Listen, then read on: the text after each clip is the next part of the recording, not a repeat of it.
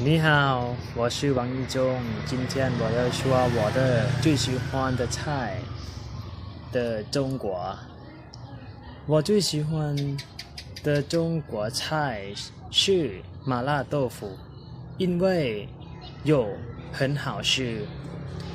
以前在中国的时间，我跟朋友一起去餐厅吃，我觉得这个餐厅的菜又好吃又便宜。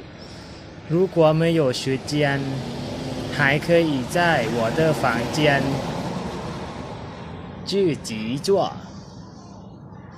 除了麻辣豆腐，我还喜欢吃炸酱面。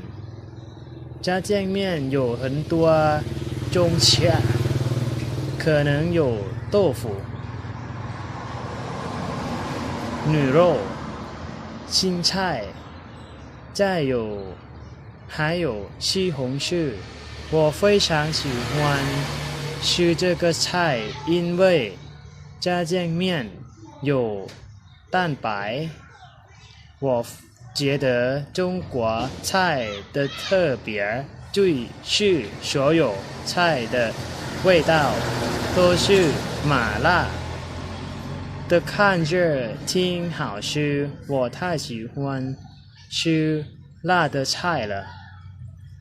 这个是我的喜欢的菜，有麻辣豆腐，有炸酱面，它们都好吃。